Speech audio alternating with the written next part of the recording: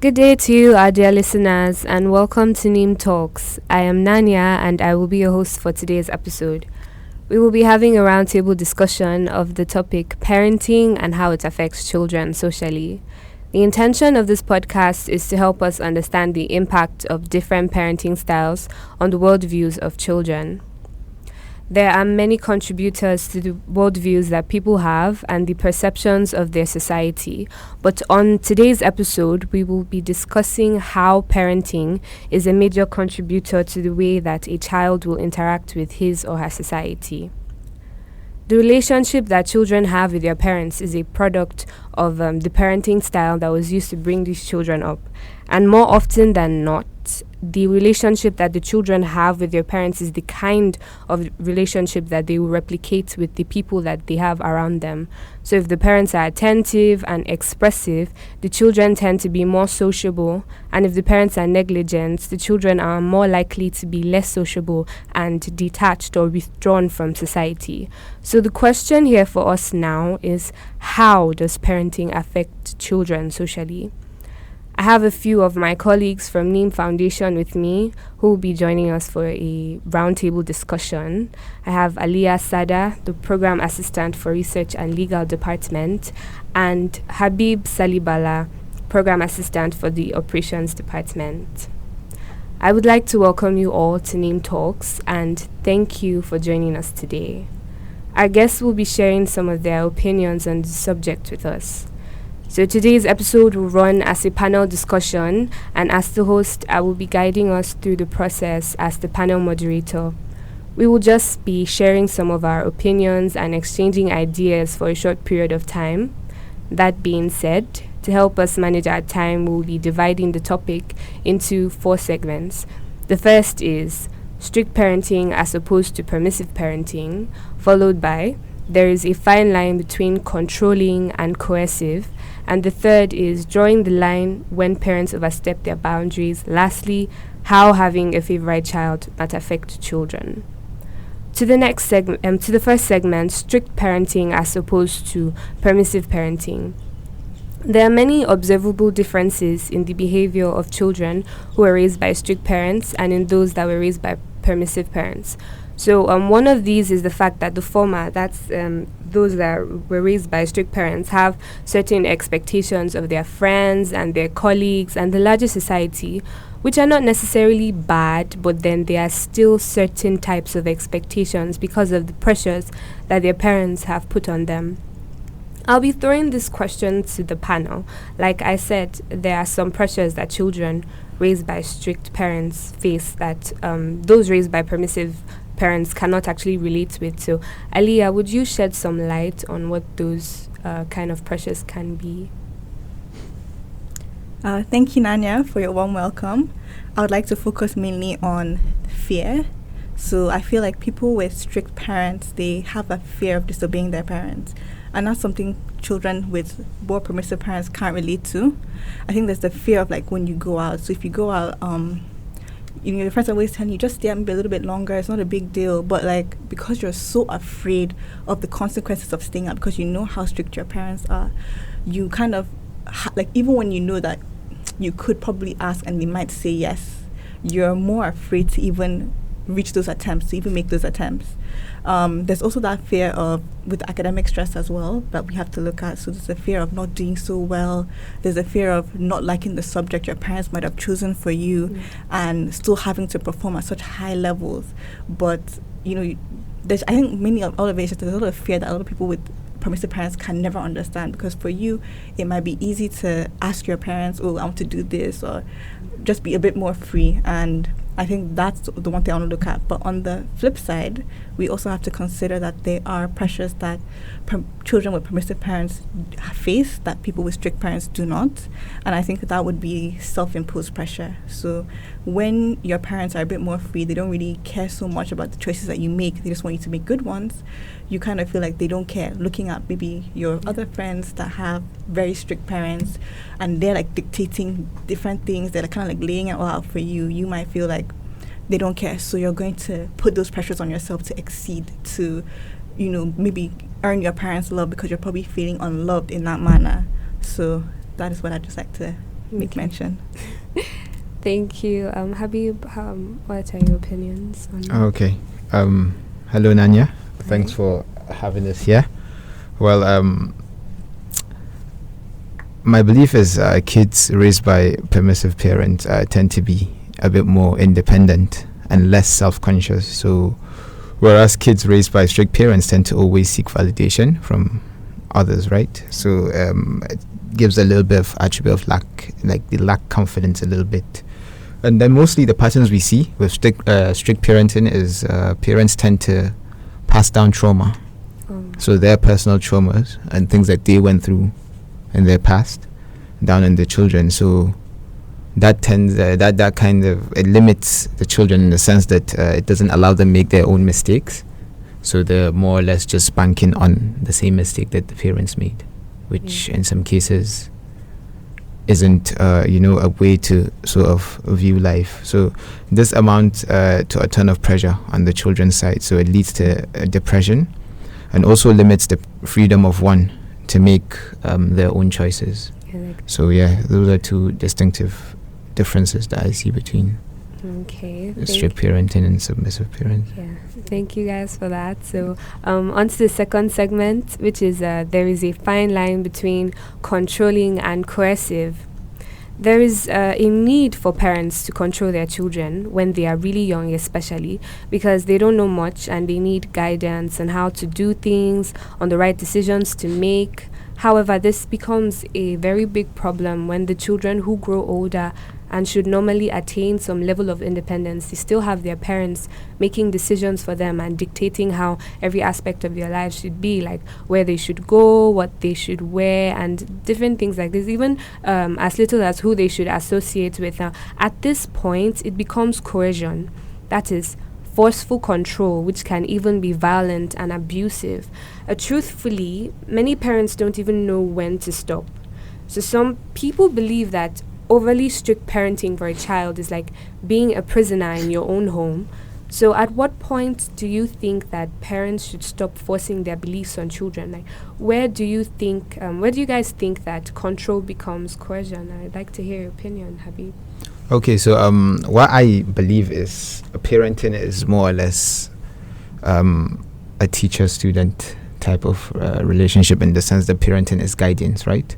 So guidance, and I'm talking in terms of being super deliberate in your actions and your behavior, and most importantly in your patterns, right? Because the thing with children is children tend to pick up almost every single thing from their parents, not only their parents but also from their community and surrounding environment as well. So at a very early age, we tend to repeat and sort of just pick up these things, right? So up until a child grows up to that adolescent age, where the control you have over him or her is a bit limited, the base or foundation you instilled in them is what they will build upon, right? Yeah. So if you are a super principled parent, you tend to see that your kids will be a bit more principled as well in their daily lives, right? Beliefs as well. So, for example, if you're religious, you're super religious, and you teach your children, and you have like a strong religious background in your house, your children tend to grow up being more religious, right? And then in terms of habits as well, they pick up your habits.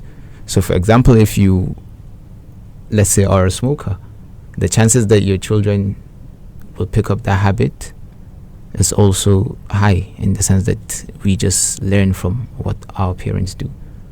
But obviously parents are not perfect as well, right? So you need to just be super deliberate and just be super, you just need to be a bit more open with your kids and allowing them make mistakes, right? And build trust in them, in the sense that it's okay to make mistakes and all of this. And then pretty much that's how I view parenting in that sense. I completely agree with you. Yeah. I think the term, like the phrase used, actually, like, stop forcing your beliefs on your children, I think it's almost impossible. Like, as Habib has said, you emulate what you see.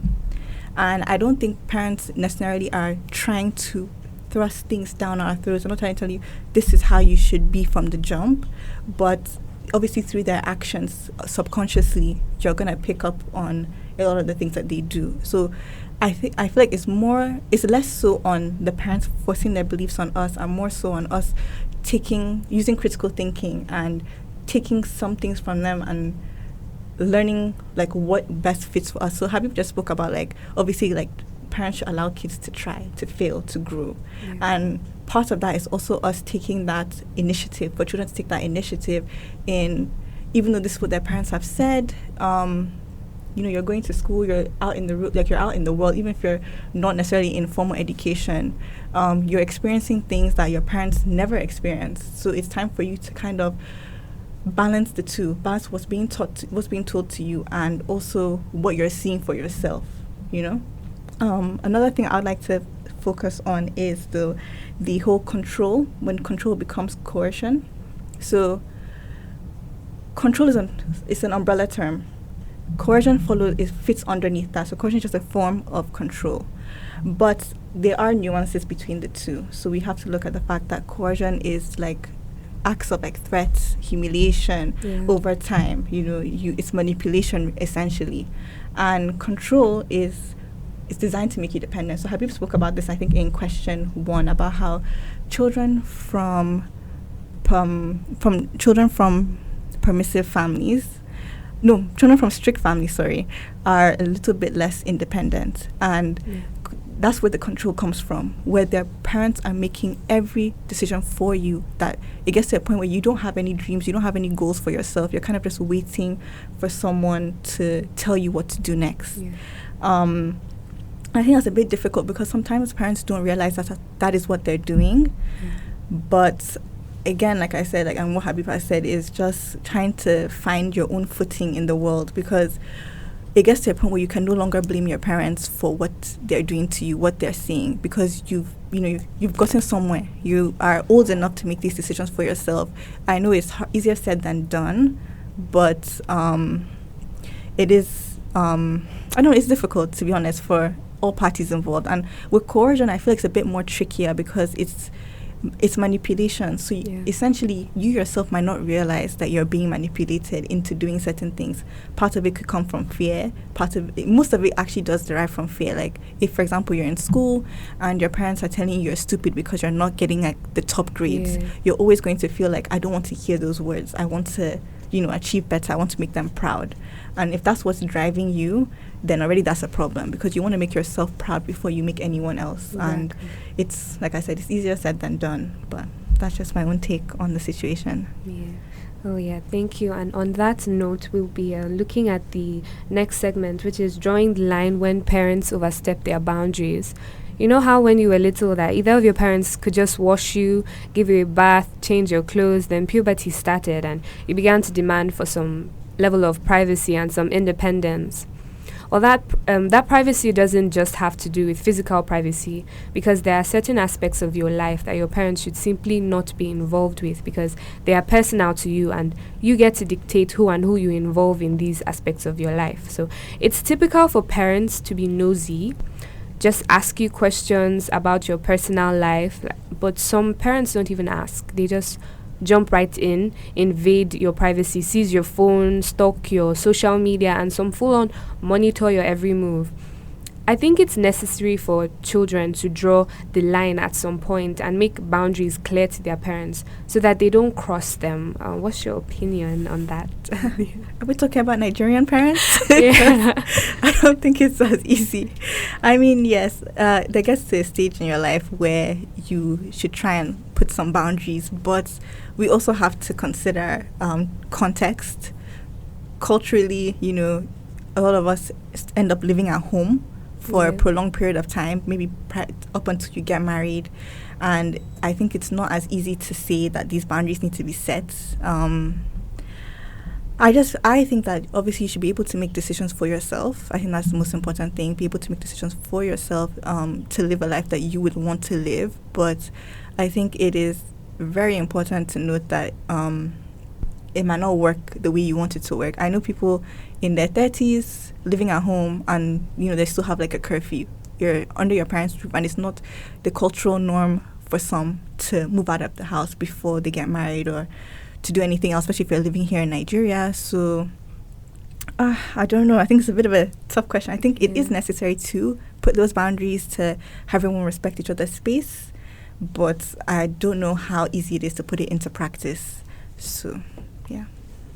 Okay, I'll come in where Aliyah said putting it into practice. So we know our parents, when it comes to boundaries, I see it from sort of a way that they show love, right? But now how do they show that love, and how do we accept, and what do we make out of it, right? So setting boundaries with your parents is a bit tricky because these are people that literally know you in and out, and where the different comes in is the different also stages in life. You tend to grow, you're growing, so you want to start making decisions for yourself, and you're building into being an adult, so you're having a whole mind of yourself as well, right? Yeah.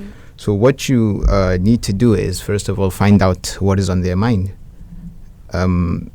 Why are they invading your privacy or whatnot? That's the first step. Also is to just frame your boundaries with gratitude and appreciation, right?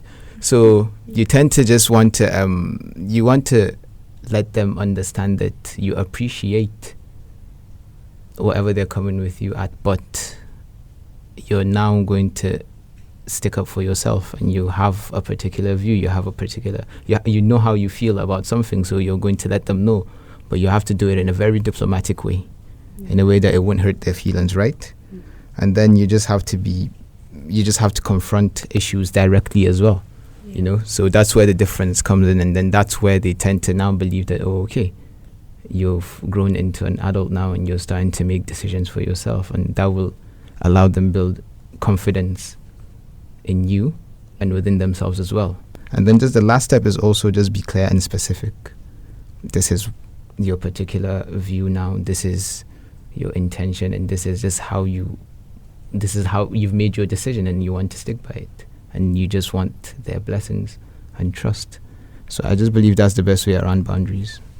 Can I jump in? Yes, you can. I mean, I actually do agree. I like how you laid it out step by step. But do you think that it would be a bit different, with genders, so men and women? Because listening to what you're saying, I feel yes, if I was a guy, that might be an easier route to take. But as a woman, how effective do you think that could be? Because maybe they will listen, but then obviously for some that have traditional parents, some of these things will go out through one ear and out the other. So right, exactly. And I'm glad that you mentioned that, and it differs based on a society, right? So you know how we always will try and speak for ourselves first. In our society, obviously, we're from the northern part, we tend to have more. Parents are a bit more strict with the female children than they are with the male. I totally understand that because we have our cultural beliefs and religious beliefs as well. But I just feel like modernization is coming into place as well now, right? And our parents are also evolving with time. So I just believe that with time our parents will tend to understand a bit more from both sides and not try and put one gender above the other. And then obviously with us, if we become parents, we most likely are going to be more understanding than our parents are now. So we'll break that chain, and as I call it, generational course. So we'll try and make a difference. Yeah. Okay, that brings us to the last segment, which is having a favorite child. How having a favorite child will affect other children, or sometimes even the favorite child, his or herself. So typically in a family setting, you have a divide, no matter how small. The girls may be closer to the dad and the boys to the mom, or vice versa. And sometimes both parents might have a favorite child. Oftentimes, this leaves the child who is not the favorite child feeling left out and neglected. And this can cause sibling rivalry, hatred, delinquency, and many unhealthy habits. So sometimes the child can even feel that he or she needs to prove their worth to the parents. I saw something on the internet the other day, and it said, "Dear parents, kids can tell which one is your favorite, even if you don't know that you have one yet. Sincerely, the middle child." What are your thoughts on that? Okay, well, I'm not a parent yet, so I can't really speak for the parents, but yeah, most parents find it really difficult to admit that they have a favorite child, obviously, but us as children, we tend to see it from our point of view. But I wouldn't say really having a favorite child is a bad thing, right? It's, as always, it's how you perceive it.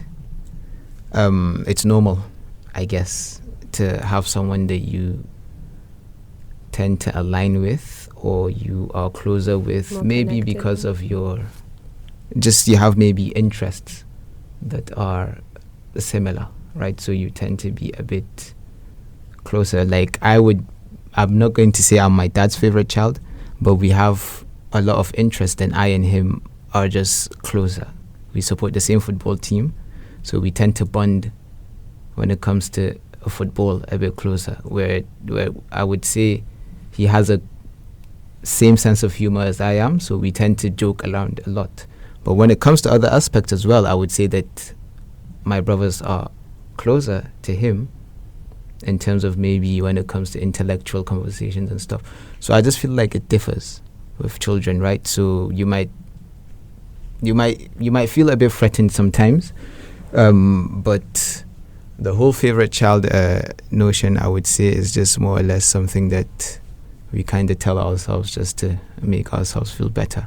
But I feel like we all differ. Our relationships with our parents differ, and it's just how you measure it. If you want to call it favorite, then you do. If you just want to call it whatever, yeah, that it is. But I don't think there's so much of a favorite child. Our parents love us equally, I reckon. So yeah, what do you reckon? I mean, yes, we're only human. Like, you will have favorites. You have favorite friends. You have favorite family members. It's normal. But I find that the issue comes from not necessarily the fact that you have a favorite child, but your treatment of the child. So, or your other kids, more accurately. The issue is, if you have a favorite child and you show that child that that's the only kid that you really care about, you're obviously going to have problems. Your other kids are going to feel unloved. Yeah. But I think it is just a natural, like, way of life to have, like, favorites, but just ensuring that you're treating all kids at least in the same manner. Like, you're showing each kid that you love and appreciate them, that you are forming different bonds with each and every one of your kids. I think that's very important. I come from a family of 8, and we all joke about how we have a ranking, actually, of who's my dad's favorite. So we, like, it's all fun and games, because we know that at the end of the day, if we need anything, or if we need anything, he knew that each and every one of us can go to him equally. Each and every one of us can go to him equally, and there won't be an issue. It's not like, his favorite child, the one at the top, is going to get, like, the special treatment or anything, and the rest of us, we fend for ourselves.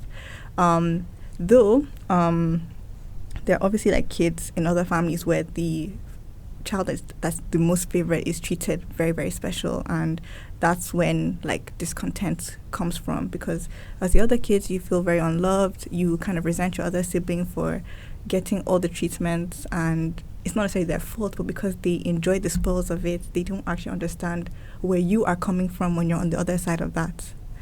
I don't know. It's a tricky line to walk. I think it's important for some kids, if they can, to talk to their parents about the treatment. But then again, I have seen cases where parents are really defensive, and it doesn't really make a difference for you. So just kind of find a way for you to bond with that parents and, move forward with that. And just always remember that parents also make mistakes. In, most cases, they're humans just like us as well. And so that particular pressure, we know we have so much pressure and expectations on them, but we also need to believe that they're humans as well. Mm-hmm. Same way that you would want to be understood when you make mistakes, I believe also the same way that they would want to be understood. Exactly. Well. So they're humans just like us. They have a mind of their own just like us. So we look up to them so much, yes we do, but they will also make mistakes, and it's only right that we don't really bank on the mistakes they make. Exactly, because no one can tell me they don't have a favorite parent. Exactly. It's either your mom or your dad. Yeah, it's No. literally there. Yeah, same way. So when the question gets asked on your side, what do you have to say now? Nah. Exactly. Well, yeah, that's the thing. It's actually really true because a lot of times we forget that our parents are not superheroes. They are actual human beings, and they will make mistakes. And we sometimes jump into conclusions just by like little things that they do differently for other children. They don't know that. We don't consider the fact that these they might see something and identify something that the other child needs more urgently than you do, and because that child is getting the attention, you feel left out. But it's not necessarily it doesn't necessarily mean that your parents are neglecting you or things like that. So thank you all for your contributions and your opinions. So I think some things we could really focus on, and we should really remember as we just go on with our lives is independence, love, gratitude, and we need to remember the culture that we have. We need to understand that there are cultural differences, and like there will be different opinions. So we shouldn't expect our parents to treat us in the same way that Western parents would treat their own children, or like parents from like people from different cultures will be treated. So, and we should also remember to trust our parents and to believe that they mean well for us and they want the best for us. So folks, we hope you've enjoyed everything. We hope you've been able to learn one or two things. And that brings us to the end of today's episode. And I want to express my gratitude to our absolutely amazing guests for so graciously enlightening us with their knowledge about parenting, although they're not parents, and how it affects children socially. And I want to thank you, our attentive listeners, for lending us your ears for a bit, and I sincerely hope that you had a great time, because I know I enjoyed this episode. So thank you, and remember to follow us on social media at Neem Foundation on Instagram, Twitter, Facebook, and you could also visit our website at neemfoundation.org.ng if you'd like to know more about us. Bye.